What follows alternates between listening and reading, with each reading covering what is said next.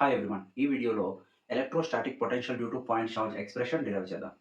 Electrostatic potential due to point charge is work done by the external force in bringing a unit positive charge from infinity to that point in the electric field. For example, ఒక charge consider చేసుకుందాం.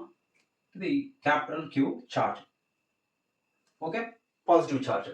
ఈ charge చుట్టూ ఒక electric field create అవుతుంది. ఆ electric ఫీల్డ్లో ఇంకొక point consider చేసుకుంటున్నాను. ఇక్కడ ఒక పాయింట్ పి పాయింట్ ఉంది అనుకుందాం. క్యూ అనేది చార్జ్, పి పాయింట్ పి. ఈ పాయింట్ దగ్గర పొటెన్షియల్ డిఫైన్ చేయాలి. ఈ పాయింట్ దగ్గర ఈ చార్జ్ ఎలక్ట్రిక్ ఫీల్డ్ ఉంటుంది. ఈ పాయింట్ దగ్గర పొటెన్షియల్ డిఫైన్ చేయాలి. ఎలా డిఫైన్ చేస్తాం? ఒక యూనిట్ పాజిటివ్ ఛార్జ్ని, ఒక యూనిట్ పాజిటివ్ ఛార్జ్ అంటే +1 కూలుంబ్. దీన్ని ఇన్ఫినిటీ నుంచి ఇక్కడికి తీసుకొని రావాలి. అలా తీసుకురావాలంటే ఎక్స్టర్నల్ ఫోర్స్ అప్లై చేయాలి. ఎందుకు ఎక్స్టర్నల్ ఫోర్స్ అప్లై చేయాలి? ఇది పాజిటివ్ ఛార్జ్, మనం తీసుకొస్తున్నది పాజిటివ్ ఛార్జే. రిపల్సివ్ ఫోర్స్ ఉంటుంది రెండింటి మధ్య. ఎందుకు? రెండు లైక్ ఛార్జెస్, రెండు సేమ్ పొలారిటీ ఉన్నాయి, పాజిటివ్. ఈ ఛార్జ్ ఆ ఛార్జ్ని రిపల్ చేస్తుంది. కాబట్టి మనం దీని మీద ఫోర్స్ అప్లై చేసి ఇన్ఫినిటీ నుంచి పాయింట్ పి దగ్గరికి తీసుకురావడానికి కొంచెం వర్క్ చేయాలి. ఆ వర్కే ఈ పాయింట్ దగ్గర పొటెన్షియల్ అని డిఫైన్ చేస్తాము. Okay, so let us consider this is a charge Q. This will produce the electric field in the surrounding space and consider a point P within the electric field. Okay, and consider +1 coulomb unit positive charge which is at infinity. We are bringing these charge in this path from infinity to point P. ఈ డైరెక్షన్లో మనం ఈ ఛార్జ్ని ఇక్కడ నుంచి infinity నుంచి point P దగ్గరికి తీసుకొని రావాలి.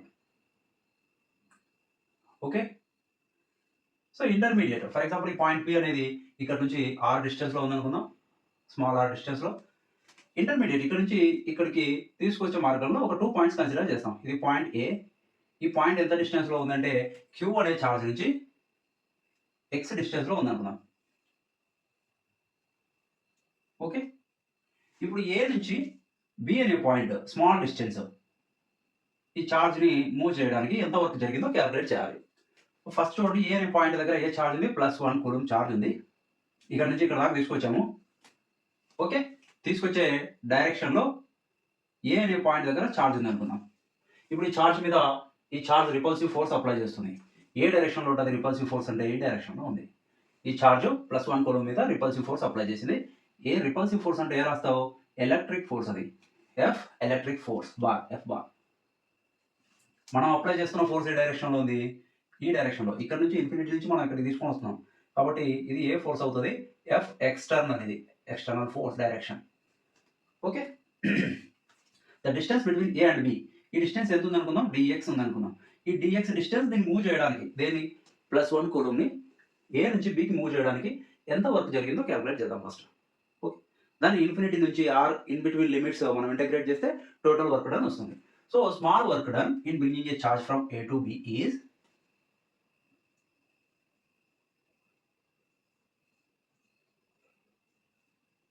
small work done in bringing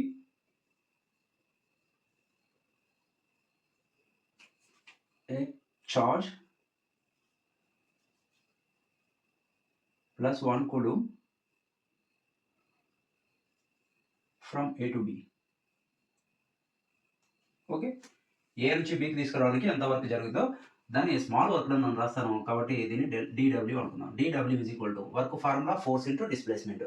ఎవరు వర్క్ చేస్తున్నారు? External force. దీని మీద అప్లై చేసింది ఎక్స్టర్నల్ ఫోర్స్. ఓకే, సో ఇక్కడ ఏం రాయొచ్చు మనం?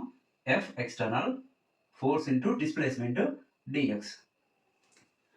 ఓకే, ఎంత ఫోర్స్ అప్లై చేసామో మనకు తెలియదు, కానీ ఈ ఫోర్స్ ఎలా ఉండాలి? ఎఫ్ ఎక్స్టర్నల్ ఫోర్స్ ఎఫ్ ఎలక్ట్రిక్కి ఎగ్జాక్ట్లీ ఈక్వల్ అండ్ ఆపోజిట్ ఉండాలి. ఎందుకు ఈక్వల్ అండ్ ఆపోజిట్ ఉండాలని చెప్తున్నాం అంటే ఛార్జ్ని వితౌట్ యాక్సలరేషన్ మనం అక్కడ నుంచి ఇక్కడికి తీసుకురావాలి. ఇన్ఫినిటీ నుంచి పాయింట్ పి దగ్గర తీసుకురావాలి. యాక్సలరేషన్ ఉండకూడదు అంటే మీనింగ్ ఏంటి? నెట్ ఫోర్స్ 0 అవ్వాలి. ఓకే, కాన్స్టెంట్ స్పీడ్తో తీసుకొని రావాలి, కాన్స్టెంట్ వెలాసిటీతో తీసుకొని రావాలి. యాక్సలరేషన్ 0 ఉండాలంటే ఎఫ్ ఎలక్ట్రిక్ ఎంత ఉందో ఎఫ్ ఎక్స్టర్నల్ కూడా సేమ్ ఉండాలి.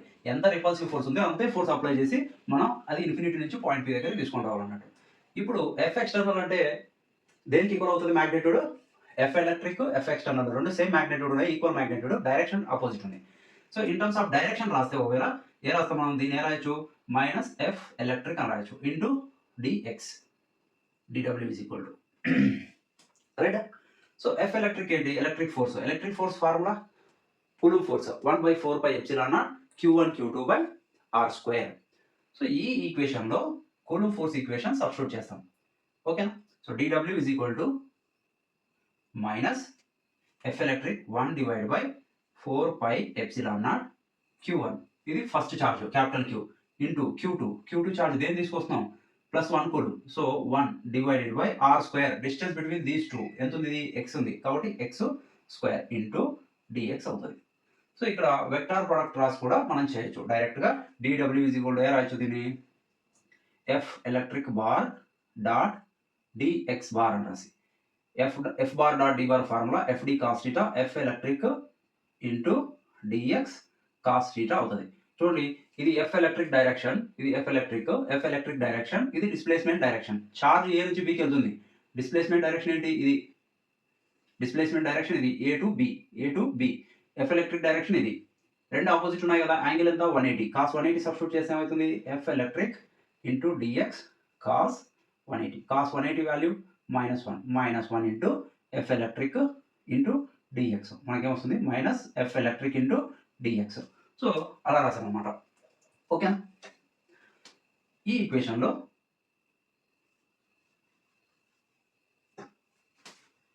F electric is equal to Coulomb force 1/4 pi epsilon naught Q1 Q2 by R square formula. ఇక్కడ నుంచి ఇది dW. Let us consider this is equation number 1.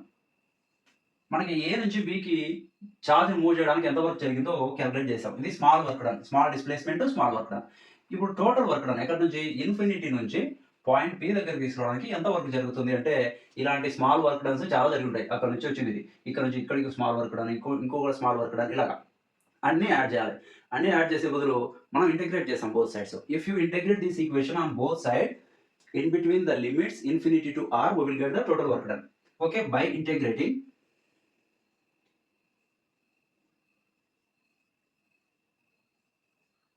equation 1 on both sides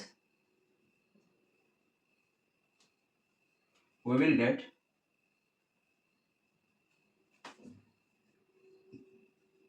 total work done.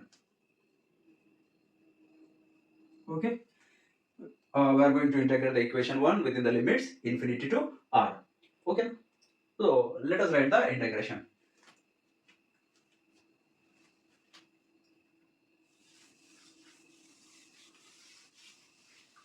This is the equation number 1. Remember the equation number 1. Okay, so integral dW, total work done denoted by W. W is equal to integral dW from infinity to r.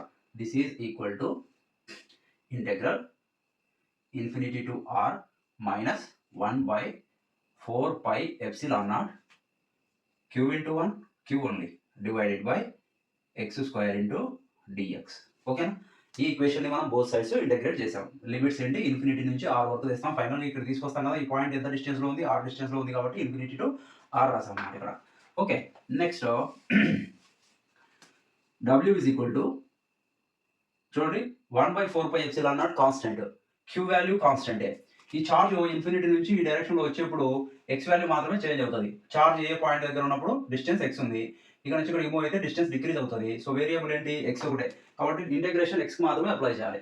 So చేస్తే -1 divide by 4 pi epsilon naught q into integral infinity to r 1/x square into dx. x square కి మాత్రమే integration apply చేశాను, ఎందుకు అది మాత్రమే variable. Okay, w is equal to -1 divide by 4 pi epsilon naught q into, ఇది ఎలా రాయొచ్చు, numerator వద్దాం infinity to r, x square numerator లో రాస్తే ఏమవుతుంది, x to the power of -2 dx అవుతుంది. ఇది ఏ ఫార్ములా ఉంది, x పవర్ n dx ఫార్ములాలో ఉంది. x power n dx formula ఏంటి, okay, since integral x power n dx formula x power n plus 1 by n plus 1. ఇక్కడ n place లో మనకి ఏముంది, -2 ఉంది. So right hand side n place లో -2 substitute చేస్తే ఇంటిగ్రేషన్ కంప్లీట్ అవుతుంది, very easy. So w is equal to -1 by 4 pi epsilon naught, అలాగే రాసాం q ఇంటూ, చూడండి integral x power -2 dx place లో ఇది సబ్స్టిట్యూట్ చేయాలి.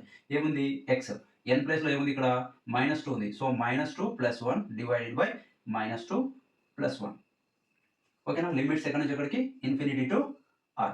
సో ఈ ఈక్వేషన్ నుంచి W is equal to work is equal to minus 1 divided by 4 pi epsilon naught into Q into into x power minus 2 plus 1 x power minus 1 అవుతుంది divided by minus 2 plus 1 minus 1 అవుతుంది limits infinity to r ఓకేనా ఈ minus 1 into minus 1 ఏమవుతుంది plus అవుతుంది minus 1 common చేసుకుంటే minus minus cancel అవుతుంది లేదా minus into minus plus అవుతుంది so W is equal to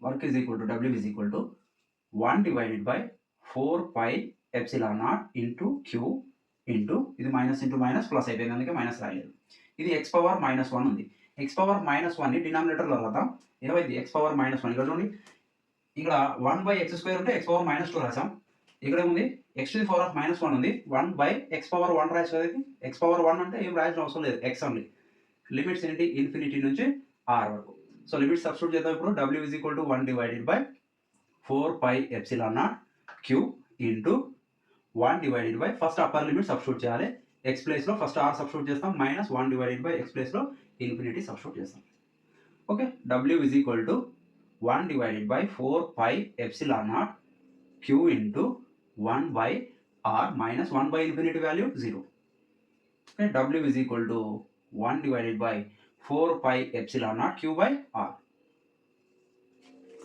by the definition ఏం డెఫినేషన్ చెప్పాం మనము work done by the external force is a potential electrostatic potential so work done in bringing a unit positive charge from infinity to this point so potential by the definition